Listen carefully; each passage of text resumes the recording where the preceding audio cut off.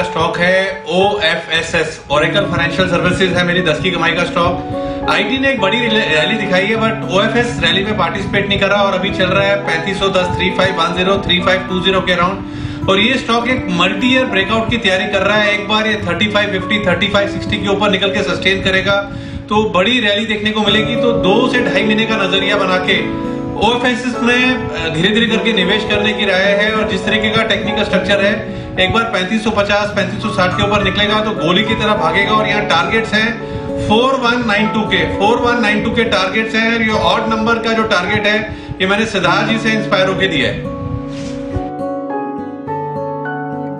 Okay, जहाँ जहाँ जो अपने को सूट करता है ना वो ले लेने का, किसी से और किसी का नाम लगा देगा। बंसल जी आइडिया ठीक है आपका, मैं भी इसको फॉलो करने की कोशिश करूंगा। राउंड फिगर में टारगेट नहीं निकला तो सिद्धार्थ जी को कंट्रीब्यूट कर दिया जाए और सिद्धार्थ जी भी खुश हो रहे हैं कि चलो अच्छा मुझसे लोग सीख रहे हैं। लेकिन 4192 ये है टारगेट ओरेकल फाइनेंशियल के लिए। बंसल जी की तरफ खरीदारी करने की राय है, जरूर खरीदिएगा। ओके, आइए बढ़ते आगे। अब आज हम न्यूज पर न्यूज सेगमेंट है ना थोड़ा जल्दी कर रहे हैं 10:30 बजे के बजाय, क्योंकि हमारे साथ बेहद खास मेहमान है रामदेव सर जुड़ रहे हैं कार्यक्रम में। तो आइए, मोतीलाल ओसवाल फाइनेंशियल सर्विसेज ने पेश किए हैं अपने नतीजे, उस पर न्यूज पर न्यूज आइए अब आपके सामने।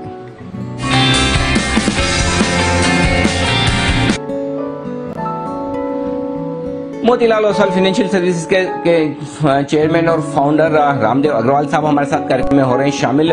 रामदेव सर, गुड मॉर्निंग, स्वागत है आपका। कल बाजार बंद होने के बाद बेहद तगड़ी परफॉर्मेंस वाले नतीजे आते हुए दिखे। जो 1-2 बढ़िया दमदार हाइलाइट्स मुझे दिख रही है वो दर्शकों के सामने रख दूं। ब्रोकिंग बिजनेस में जबरदस्त ग्रोथ आती दिखी है, तगड़ी ग्रोथ है, जहां पर आपके लिए रेवेन्यू लगभग 52% साल दर साल बढ़ा है, 19% तिमाही दर तिमाही। एसेट मैनेजमेंट बिजनेस में भी 40% के आसपास की ग्रोथ आई। लेकिन सबसे दमदार चीज जो है वो अब तक की सबसे बड़ी नेटवर्थ है और balance sheet size 100 billion rupees से ज्यादा पार करते हुए दिखे। सर स्वागत है, गुड मॉर्निंग। पहले तो बताएं इस तिमाही की हाइलाइट्स कैसी रही है sir? Good morning Anil. Actually ये मेरे खुद के एस्टिमेट से बम्पर रिजल्ट है, बहुत बढ़िया रिजल्ट रहा ये साल। और इसमें क्या है नहीं मतलब जो है वो है ऐसा, मतलब नंबर जो है, मैं बोर्ड मीटिंग में घुसा तो मेरे को सरप्राइज हुआ इस टाइप का नंबर है। So number is very good. आपका जो फंडामेंटली ये कंपनी ब्रोकिंग, एसेट मैनेजमेंट और हाउस फाइनेंस और ट्रेजरी, ये 4 चीज से बना हुआ है। तो यदि आप देखेंगे ये टोटल एग्रीगेट प्रॉफिट इस साल इसमें आया है करीब 1537 करोड़ के आसपास आया है, अगेंस्ट 123 करोड़ लास्ट ईयर। अब ये क्या है कि बहुत मतलब स्टैगरिंग काइंड ऑफ नंबर है and it is not going to continue at this speed. मतलब 8 गुना आपका बढ़ गया। तो लास्ट ईयर क्या हुआ था, इसमें ट्रेजरी में लॉस हो गया था काफी, 3-4 करोड़ का। So that had depressed the profit. This year जो ऑपरेटिंग प्रॉफिट है सेगमेंट टू सेगमेंट वाइज, जैसे आपका ब्रोकिंग है that is up by 84% for the quarter and 61% for the year. iBanking is actually zero. There is no fee booking there. AMC has done well in this quarter. HFC has actually, one of the problem with was that housing finance initiative had not done well for last 2-3 years. I think that has stabilized in the current year, and this we have done about 18 crores profit. If it is not for the second wave of COVID, at least this business is now stabilized and hopefully should do significantly better in 21-22. That's what it looks to me today, except for caveat is the COVID का जो problem. बाकी पूरी company के लिए ROE इस साल बना है 38% एंड सो हर हिसाब से काफी अच्छा है।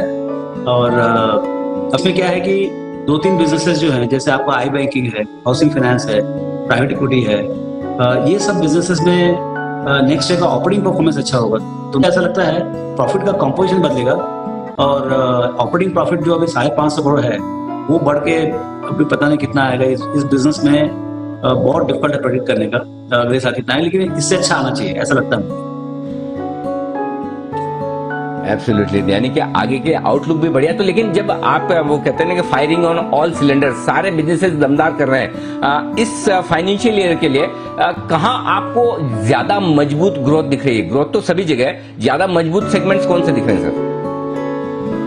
देखिए, ब्रोकिंग इज कंटिन्यूइंग। आप देखें कल जो है एक बहुत बड़ा माइलस्टोन था, मेरे ख्याल से कल 100 ट्रिलियन रुपीज, मतलब 100 लाख करोड़ का कल सौदा हुआ था एक्सपायरी में। तो ये बहुत बड़ा, सी अल्टीमेटली मोतीलाल ओसवाल का करीब से 1.5% 2% मार्केट शेयर होगा। तो जितना आपका टर्नओवर होगा डेली, उतना टर्नओवर यहाँ होता है और यील्ड भी मोर और लेस सेट है। सो जो अभी जो है, जो ब्रोकिंग में जो बूम है, नए कस्टमर्स आ रहे हैं, डिजिटल पूरा एंड टू एंड डिलीवरी हो गया है, उसी कारण से और काफी एक्साइटमेंट है बाजार में, तो उसी कारण से broking business is likely to do well. But इतना अच्छा नहीं बढ़ेगा जितना लास्ट ईयर हुआ। लास्ट ईयर तो मतलब 60% ऊपर आया, तो उतना तो नहीं आएगा, लेकिन फिर भी मुझे ऐसा लगता है कि it will do well. I banking will have the dramatic turn around from 0 to से 20-25 करोड़ 50 करोड़ कुछ भी आ सकता है। एएमसी में भी AUM इस बार एवरेज अच्छा रहेगा, तो वो भी अच्छा करेगा। But I think the real thing is the HFC। This is the last initiative और हमने काफी लंबी ट्यूशन फीस भरी इसमें। तो ये बिजनेस जो है अब हमको लगता है थोड़ा समझ में आ गया है, कंट्रोल में भी आ गया है। अब कोविड के चलते थोड़ा तकलीफ हो गई, लेकिन कोविड 1 में भी इतना अच्छा किया, मतलब स्टेबलाइज हुआ है। तो मुझे लगता है कि 21-22 should be a year for this business to finally turn around. तो ये ऐसा लगता है कि बट साल के शुरू में नहीं मालूम था कि इतना अच्छा होगा। तो आज ये बोलना कि कैसे होगा अगला एक साल, ये टफ है, लेकिन मुझे ऐसा लगता है अंदर से कि operating businesses will do better than last year. Term category में जो मैंने स्टॉक चूज किया है आज, वो है मॉइल। अनिल जी, मॉइल इंडिया का एक one of the largest manganese ore producer है और टेक्निकली अगर मैं देख रहा हूँ ये स्टॉक में, तो डेफिनेटली बहुत ही एक बड़ा inverse head and shoulders pattern में से ये स्टॉक में से ब्रेकआउट देखने मिला है और उसके ऊपर क्लोज भी देखने मिल रहा है। इसके मंथली इंडिकेटर्स में क्लियरली बहुत ही बढ़िया बाय क्रॉसओवर दिखने मिल रहा है, विच क्लियरली शोज कि यहाँ से एक longer term up trend start हो चुका है। 238 तक के लेवल्स बन रहे हैं अनिल जी लॉन्ग टर्म में, और शॉर्ट टर्म में अगर इसका ऑन द डाउन साइड अगर मैं आपको बताऊं कि एक स्टॉप लॉस जहां पे है, क्या सपोर्ट जहां पे है, वो 130 पर। तो अगर रिस्क रिवॉर्ड पॉइंट भी देखें हम, तो बहुत ही बढ़िया ये रिस्क रिवॉर्ड ऑफर कर रहा है। 240-38 हो गया, मतलब 240 अगर हम राउंड फिगर ले, तो लगभग यहाँ से हमें 70-75 पॉइंट की अपसाइड हमें देखने मिल सकती है। नीचे में अराउंड 40 पॉइंट्स का एक स्टॉप लॉस रहेगा। 1:2 लगभग एक रिस्क रिवॉर्ड बन रहा है मॉइल में। तो मुझे ऐसा लग रहा है ये खरीद कर चल सकते हैं लगभग 9 से 12 महीने के लिए।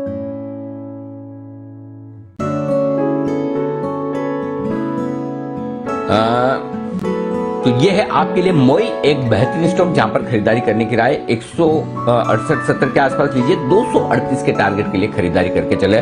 बहुत ही बेहतरीन मेटल स्टॉक्स में, माइनिंग स्टॉक्स में, सब में लगी है आग, बड़ी भयंकर तेजी होती दिख रही है। NMDC देखिए, हमारे एक्सपर्ट्स में सबकी पसंद, स्पेशली विकास सेठी साहब ने भी पिछले 1-2 दिनों में रिकमेंड किया था, ये तेज दौड़ लगाता हुआ दिख रहा है। इसके अलावा आप देखिए वेदांता, जो हम लगातार कह रहे हैं कि जब तक LIC का भाव ना आए तब तक बेचिए मत। देखिए वापस से 220 से 260 हो चुका है और 265 हो चुका है। 320 का टारगेट है, इंटेक्ट है, वहां तक जाएगा ही। तो ये सब स्टॉक्स हैं जो आपके लिए होल्ड करने वाले हैं। आइए एक